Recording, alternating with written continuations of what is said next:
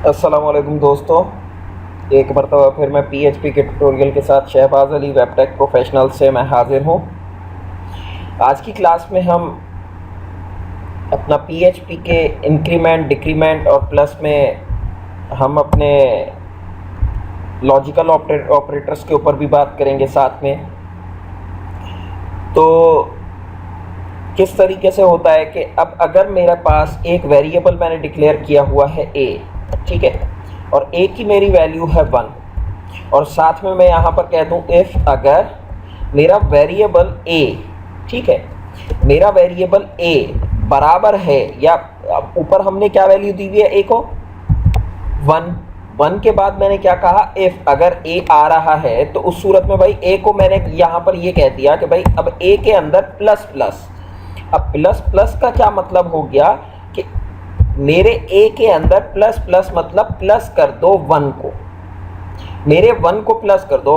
1 में 1 प्लस हुआ तो क्या हुआ, 1 में 1 प्लस हुआ तो उसके बाद वो क्या चीज़ बन गई, 2 बन गया।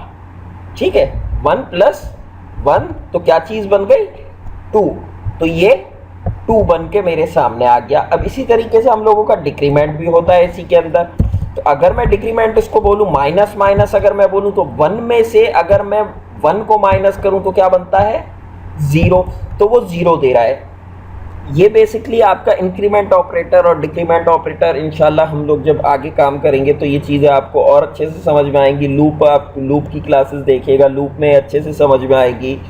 उसके अलावा अगर मैं किसी लाइव प्रोजेक्ट की बात करूं तो ई कॉमर्स सोल्यूशन या वैसे भी अक्सर प्रोजेक्ट्स के अंदर हम लोगों का एक काम आ जाता है। लाइक ई कॉमर्स के अंदर होता है कि यूज़र आया, एक प्रोडक्ट ऐड की 2 की 4 की 6 की, तो वो क्लिक होने के ऊपर हम इसको मतलब चलाते रहते हैं कि भाई +1 करते जाओ जितनी दफ़ा हमारे पास बटन पे क्लिक हो।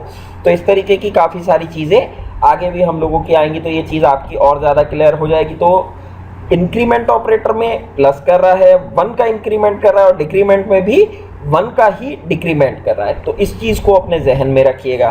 ठीक है, ये तो थे इंक्रीमेंट और डिक्रीमेंट ऑपरेटर। अब हम लोगों के एक होते हैं फिर लॉजिकल ऑपरेटर्स। अब लॉजिकल क्या है, सपोज मैंने इसके अंदर कर दिया ए, मेरा एक वेरिएबल डिक्लेयर मैंने किया ए की वैल्यू मैंने दे दी यहाँ पर 1, ठीक है। और इसी तरीके से मैंने एक वेरिएबल डिक्लेयर किया बी और बी की मैंने वैल्यू यहाँ पर दे दी 2, ठीक है। और इसी तरीके से मैंने एक और भी वेरिएबल मैंने डिक्लेयर किया और उस वेरिएबल का नाम मैंने सी रख दिया और सी की वैल्यू मैंने क्या चीज़ असाइन कर दी, मैंने कहा 3। सपोज मैंने इस तरीके से दे दिया, चेंज भी कर सकते हैं हम बाद में। अब मैं यहाँ पर कहूँ इफ़, ठीक है। अब मैं क्या चाह रहा हूँ कि भाई अगर मेरा सी का वेरिएबल, या मैं इसकी वैल्यूज़ ना मैं ऊपर कर देता हूँ, मैं इसकी 10 कर देता हूँ और इसकी मैं 20 कर देता हूँ, ठीक है। 20 इसकी मैं कर देता हूँ और इसके अभी फ़िलहाल यही रहने देते हैं, ठीक है। इफ़ अगर मेरा वेरिएबल ए, ठीक है, अगर मेरा वेरिएबल ए ग्रेटर देन है मेरे वेरिएबल सी से, ठीक है, अगर मेरा वेरिएबल ए ग्रेटर देन है मेरे वेरिएबल सी से, और अब इसमें और क्या होता है, यह है लॉजिकल ऑपरेटर। और के लिए होता है डबल एंड की साइन। अब ये और कौन सा है, ये वाला एंड वाला और एक होता है और का मतलब ये है।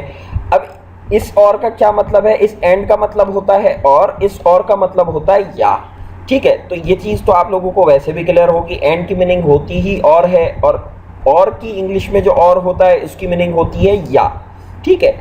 अब हमने यहाँ पर क्या कह रहे हैं, इफ अगर ए ग्रेटर देन है सी से और एंड, ठीक है, या आप इसको अगर ऐसे लिखना चाह रहे हैं आप ऐसे लिख दें, ठीक है। तो ये हमारे लॉजिकल ऑपरेटर हमने लगाया, अगर ए ग्रेटर देन है सी से, कंडीशन ट्रू है ना भाई, ट्रू कंडीशन दे रहे हैं, ए ग्रेटर देन ही है सी से, ठीक है। और उसके साथ साथ मैंने कहा मेरा वेरिएबल, ठीक है, मैं यहाँ पर दूसरे वेरिएबल की भी बात करता हूँ, और मेरा वेरिएबल बी लेस देन है, ठीक है, क्या चीज़ लेस देन है मेरे वेरिएबल सी से, ठीक है।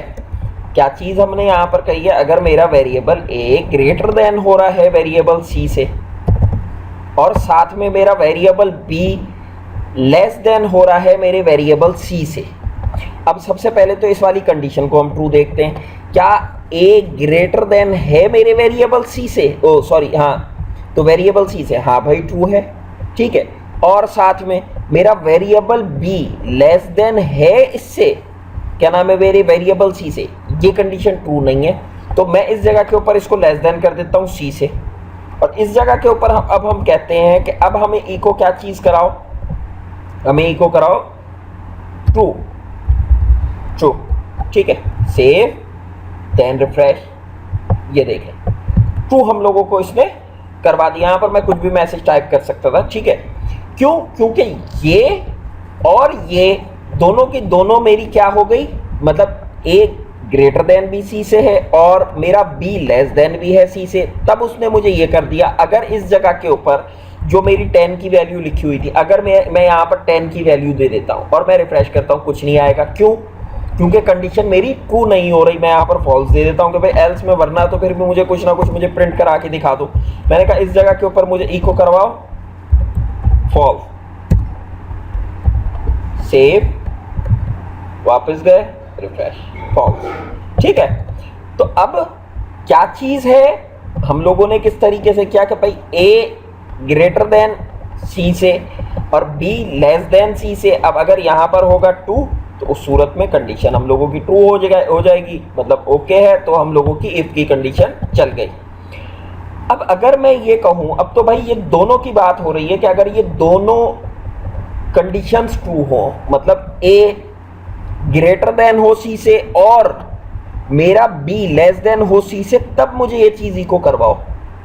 अब अगर मैं ये चाह रहा हूं कि ये यानी कि ए ग्रेटर देन हो जाए सी से या मेरा बी लेस देन हो सी से, तब भी मुझे किसी एक कंडीशन पे भी मुझे ये चीज करवाओ, तो उस सूरत में मैं क्या करूंगा, मैंने यहां पर जस्ट पाइप की साइन लगा दी। ये शिफ्ट के साथ एंटर से ऊपर वाली की आप दबाओगे तो ये साइन आपकी आ जाती है, या ये इसका मतलब है ये वाला और, ठीक है।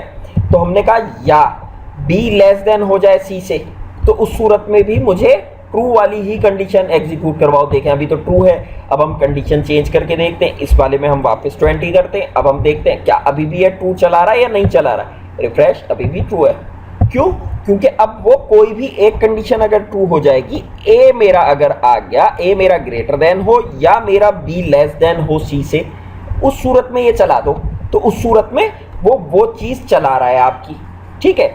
अब अगर ये दोनों कंडीशंस आपकी फॉल्स हो जाती हैं, तो उस सूरत के अंदर जो है ये मसला आपका करेगा, ठीक है। सपोज मैं इसकी जो लेस देन वाली है इसको मैं ग्रेटर देन रहने देता हूं, यानी कि बी की वैल्यू है ना यहाँ पर, ये बी लेस देन होना चाहिए सी से, यानी कि बी को लेस देन, अभी बी तो भाई हम लोगों का ग्रेटर देन पहले ही है, और ए को हमारे क्या होना चाहिए, ए को ग्रेटर देन होना चाहिए सी से।